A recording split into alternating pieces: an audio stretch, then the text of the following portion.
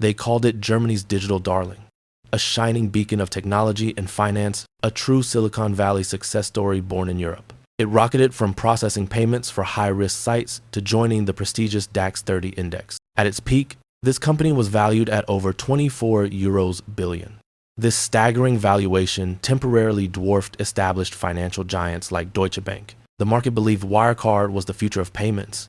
But beneath the gleaming facade of innovation and growth, there was a terrible secret.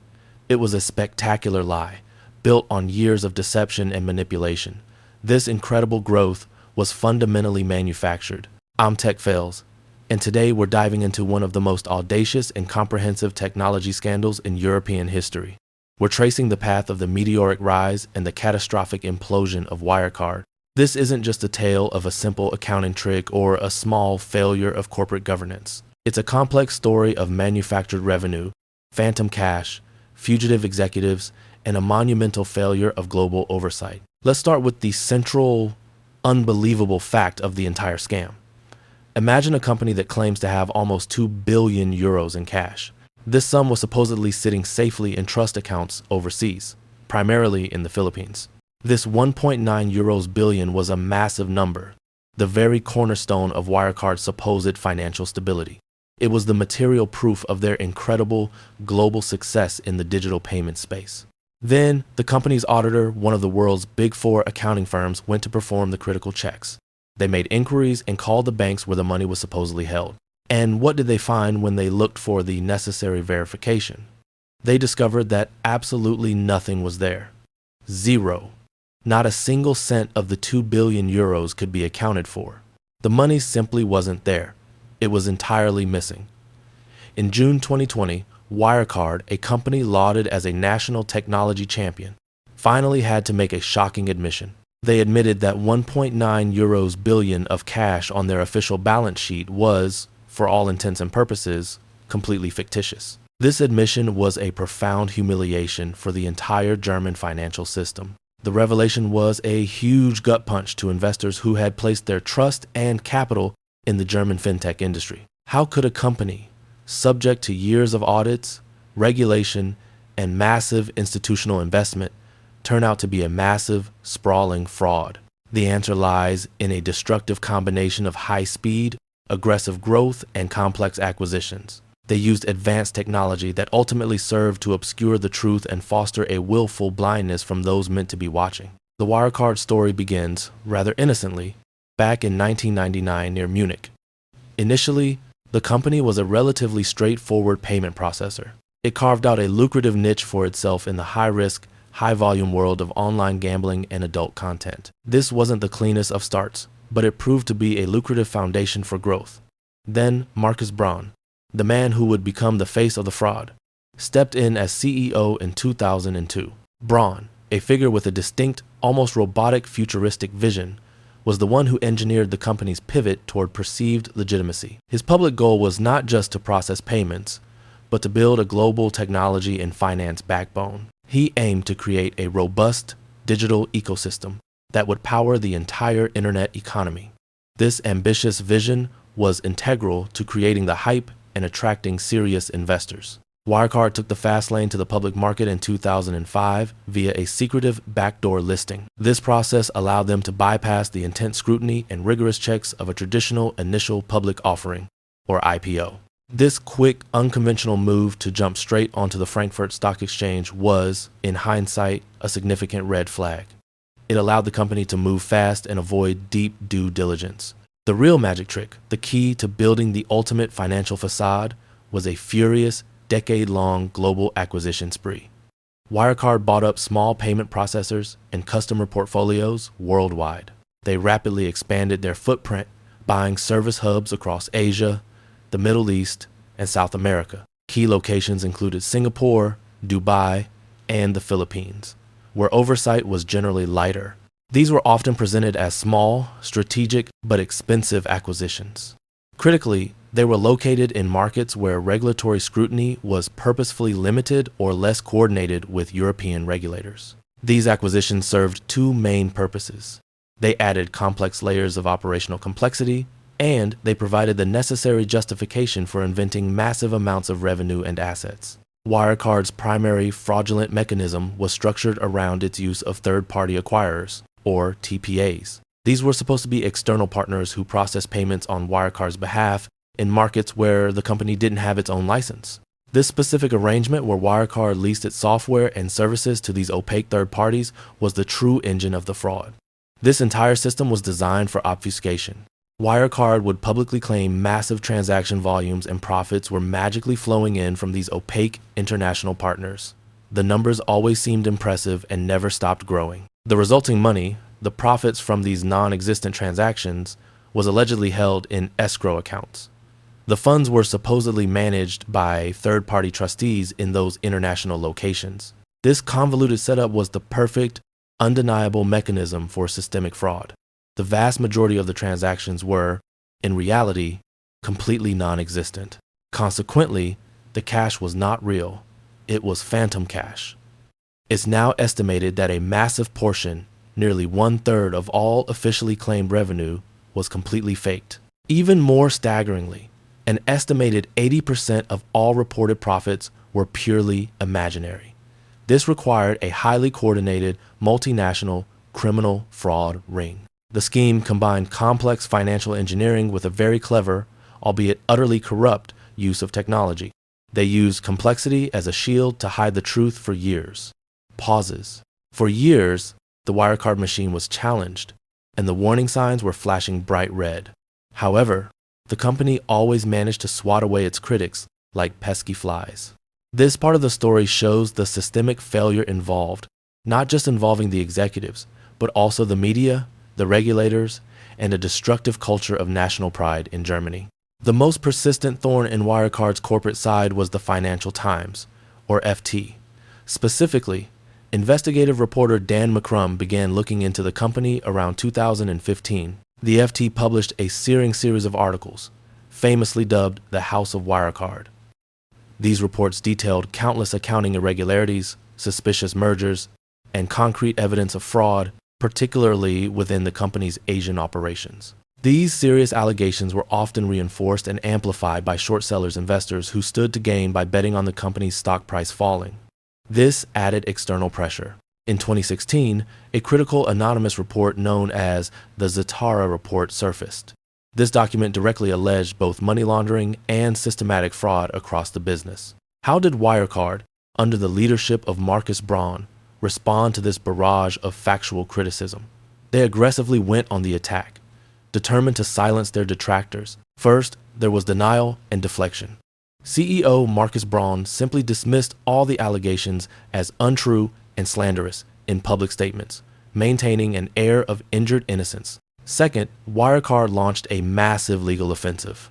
They hired aggressive PR firms and expensive lawyers to aggressively counter the media narrative. They even launched a sustained, sophisticated hacking campaign specifically targeting journalists and internal critics. This shows the level of criminal coordination involved. Most shockingly, they weaponized the German regulatory system itself. BaFin, the German financial regulator, inexplicably sided with Wirecard's management. BaFin filed criminal complaints against the journalists and short sellers for alleged market manipulation. They effectively criminalized the very people who were trying desperately to expose the fraud. Germany was actively protecting its technology national champion, Wirecard, and silencing anyone who dared to criticize its numbers. This regulatory failure was a colossal and costly mistake. The fact that the fraud continued to thrive for so long highlights a profound and dangerous failure of all the corporate gatekeepers. The first of these was Ernst & Young, or EY, the auditor. EY served as Wirecard's auditor for more than a decade. They notoriously gave the company an unqualified audit opinion year after year, guaranteeing its books were clean. It was later revealed that EY failed to conduct basic, critical checks required by standard auditing procedure. For instance, they failed to directly verify the existence of the cash balances with the underlying Asian banks. Instead, they simply relied on easily manipulated paperwork provided by the third-party trustees. These were the very individuals who were central to operating the entire global fraud. The second failure was BaFin, the regulator. Their prioritization of protecting Wirecard from stock market short sellers, rather than rigorously investigating very public, legitimate allegations of fraud, was disastrous. Wirecard's complicated structure combining a payment processor with an actual bank allowed it to exist in a murky regulatory gray zone. This deliberately made effective oversight extremely difficult. The constant, noisy stream of public allegations, which should have served as an urgent alarm siren, was successfully drowned out by Wirecard's aggressive public relations machine and its powerful supporters within the German financial establishment. The tipping point finally came in 2020. The Wirecard board was at last pressured into hiring a special, independent auditor, KPMG, to conduct an independent investigation into the FT's long-standing allegations. KPMG's findings, which were released in April 2020, were critically inconclusive, but raised numerous red flags. They publicly stated they could not verify a substantial portion of the revenue claimed by the TPAs for the years 2016 through 2018. The financial fog was finally clearing, and the numbers were obviously and disastrously not adding up. The final, fatal check came in June 2020, just before the company was due to release its annual results. Wirecard's longtime auditor, EY, refused to sign off on the results for the first time in its history. The simple reason was that they couldn't confirm the existence of the 1.9 billion in cash held in the two main Philippine bank accounts. Within days, the entire financial house of cards completely collapsed. On the 18th of June 2020, Wirecard publicly announced the shocking news. The 1.9 billion was officially missing, sending shockwaves across the financial world. The very next day, June 19, CEO Markus Braun resigned from the company. Just days after that, on June 22, Braun was arrested by German authorities on suspicion of actively inflating the company's sales figures. Finally, on the 25th of June 2020, Wirecard officially filed for insolvency. It was a spectacular, self-inflicted technology failure that instantly obliterated billions in market value. As the CEO was being arrested, a crucial key player completely vanished. Jan Marsalek, the company's high-flying, mysterious chief operating officer. Marsalek was the true operational architect of the Asian fraud. After being summarily fired and fleeing Germany, Marsalek became one of Interpol's most wanted fugitives. The subsequent international manhunt revealed bizarre allegations of his ties to Russian intelligence, adding an insane geopolitical layer to this already shocking technology scandal. The Wirecard technology scandal serves as a stark, necessary warning about the dangers inherent in high-growth, innovative technology sectors when traditional financial controls are casually ignored.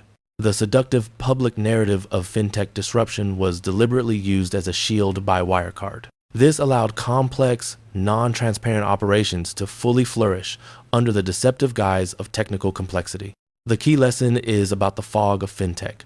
Wirecard became a poster child for the lazy excuse that fintech is too complex to understand. Their global structure was intentionally designed to make it impossible for analysts to verify the operations.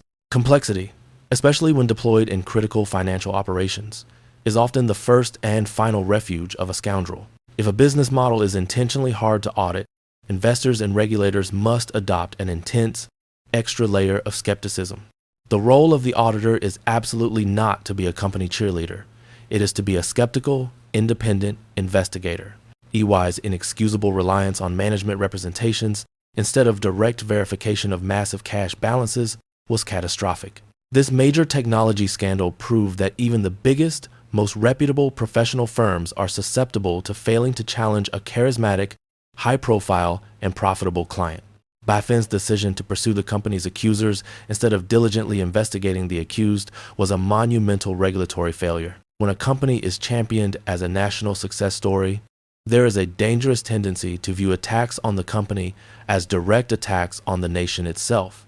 This patriotic defense of a homegrown technology star allowed the fraud to continue and metastasize for years. The scandal clearly highlighted the urgent need for regulators to be completely independent and to possess the necessary technical expertise to supervise complex global payment processors. Finally, let's look at corporate governance and culture. The leadership structure at Wirecard utterly lacked any real checks and balances, fostering a toxic environment. The sole focus was on aggressive growth and stock price maximization, which created an environment where profit inflation was not just secretly tolerated, but actively encouraged and rewarded. As the technology sector continues to aggressively push boundaries, Strong, independent corporate governance and dedicated audit and risk committees are non-negotiable requirements. They need a culture that rewards integrity over speed. These steps are essential for preventing the next spectacular technology scandal. Wirecard's technology was supposed to revolutionize digital payments and usher in a new era of finance. Instead, it built a sophisticated, global financial lie, a vast system of deception. It proved that the tools of innovation can be just as effective at concealment as they are at genuine creation. The whole saga was a massive technology failure built on a profound human one. The failure to check, the failure to question, and the criminal failure to tell the truth. The collapse of Wirecard is one of the most defining technology scandals of our time. It serves as a shocking and permanent reminder that not all that glitters in the high-flying world of global finance is actually gold. Pause this. Check out this video for an in-depth look at the Wirecard scandal and how the fraud was finally uncovered.